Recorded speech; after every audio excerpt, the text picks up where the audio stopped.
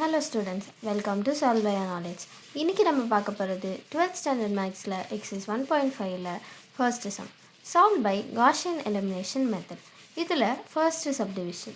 இந்த மூணு ஈக்குவேஷனையும் நம்ம Gaussian elimination method மூலமா சால்வ் பண்ணுறதுக்கு ஒரு augmented matrix எழுத போகிறோம். அதாவது A, B அப்படிங்கிற ஒரு matrix எழுதுகிறோம்.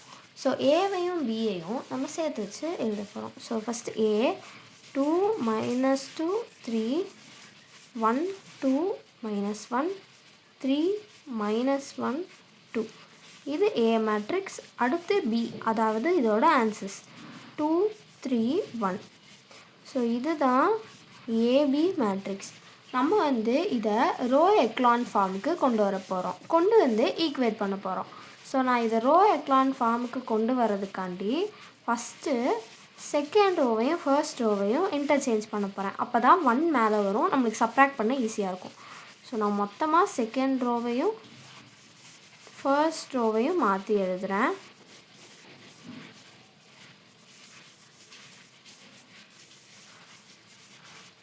ஸோ இந்த ஸ்டெப்பில் நம்ம என்ன பண்ணியிருக்கோம், ரோ 1ஐயும் ரோ 2ஐயும் மட்டும் மாற்றி எழுதியிருக்கோம். ஸோ இப்படி பண்ணும்போது நம்மளுக்கு இங்கே 1 கிடைக்கும், மைனஸ் பண்ணுறதுக்கு ஈஸியாக இருக்கும். இப்போ நம்ம செகண்ட் ரோவை ஃபர்ஸ்ட் ரோ வச்சு மைனஸ் பண்ண போகிறோம். ஏன்னா நம்மளுக்கு இங்கே 0 வேணும். இங்கே இங்கே இங்கே இந்த 3, அதாவது லீடிங் டயகனல் கீழே இருக்கிறதெல்லாம் 0 ஆகணும். ஸோ அதுக்காண்டி ஃபஸ்ட்டு நான் செகண்ட் ரோவை ஃபர்ஸ்ட் ரோவால் மைனஸ் பண்ண போகிறேன். செகண்ட் ரோவை ஃபஸ்ட்டு அப்படியே எழுதிக்கலாம். 2 -2 3 2. இப்போ ஃபர்ஸ்ட் ரோவை நான் 2ஆல் மல்டிப்ளை பண்ணி எழுத போகிறேன். 2 4 -2 6. ஸோ இதை நம்ம மைனஸ் பண்ணுறோம். அப்போ என்னாகும், சைன் சேஞ்ச் ஆகிடும். ஸோ 2 2 0, இது -6 5 -4. ஸோ அப்போ இதுதான் செகண்ட் ரோ. நான் ஃபர்ஸ்ட் ரோ அப்படியே எழுதிக்கிறேன். 1 2 -1 3. செகண்ட் ரோ என்னவா மாறிடுச்சு, 0 -6 5 -4. ஆக்சுவலி நம்ம இங்கே என்ன பண்ணியிருக்கோம், ரோ 2வை ரோ 2 -2r1 பண்ணியிருக்கோம். சிமிலராக ரோ 3ஐயும் பண்ண போகிறோம். ஃபஸ்ட்டு ரோ 3 எழுதிக்கிறோம். 3 -1 2 1. தென் ரோ 1ஐ 3ஆல் மல்டிப்ளை பண்ணி எழுத போகிறோம். 3 6 -3 தென் 9. இப்போ நம்ம இதை மைனஸ் பண்ணிக்கலாம். ஸோ சைன் சேஞ்ச் ஆகிடும். இது ப்ளஸ் ஆகும், இது மைனஸ் ஆகும். 3 -3 0, இது -7, இது 5 -8. ஸோ இதுதான் தேர்ட் ரோ. ஸோ 0 -7 5 -8. நம்ம என்ன பண்ணியிருக்கோம், தேர்ட் ரோ ஃபர்ஸ்ட் ரோவால் மைனஸ் பண்ணியிருக்கோம். அதாவது 3 டைம்ஸ் r1 பண்ணியிருக்கோம். இப்போ நம்மளுக்கு இன்னும் இந்த ஒரு எலமெண்ட் மட்டும்தான் 0 ஆகணும். ஸோ நம்ம அதுக்கு இதை வச்சு தான் மைனஸ் பண்ண முடியும். ஸோ ஃபர்ஸ்ட் ரோ அப்படியே எழுதிக்கிறேன். செகண்ட் ரோவும் நான் அப்படியே எழுதிக்கிறேன். தேர்ட் ரோக்கு இந்த 7 இந்த 6ஆல் கேன்சல் ஆகணுங்கிறதுக்காண்டி நான் இந்த ரோவை 6ஆல் மல்டிப்ளை பண்ண போகிறேன். அதாவது இந்த ரோவை.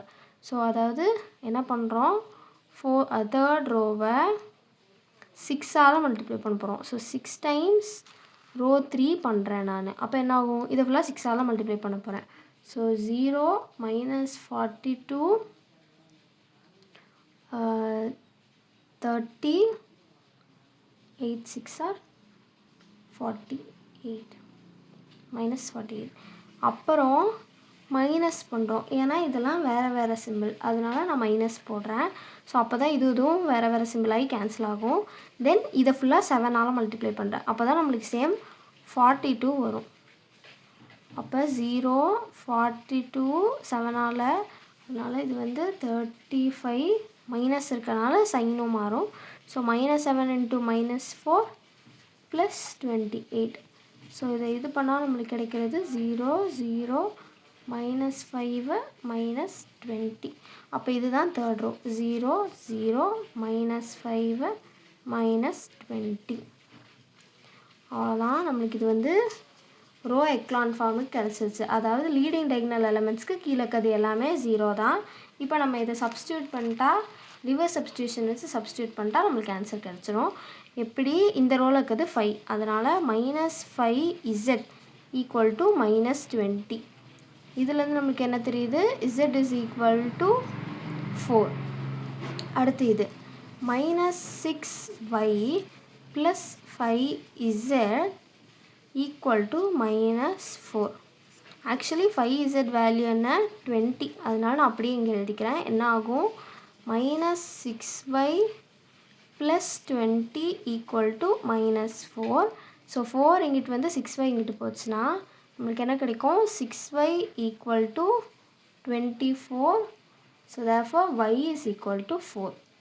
கடைசியாக x plus 2y minus z equal to 3. So இதுக்கு நான் வேல்யூ சப்ஸ்டியூட் பண்ணுறேன். So x plus 2 into 4 minus இசடோட value 4, that is equal to 3. So இதை நான் இங்கிட்டு கொண்டு வரேன். சரி, இது எல்லாமே when it becomes x plus 4 equal to 3, this implies x is equal to -1. So x ஓட வேல்யூ -1, y ஓட வேல்யூ 4, z ஓட வேல்யூ 4.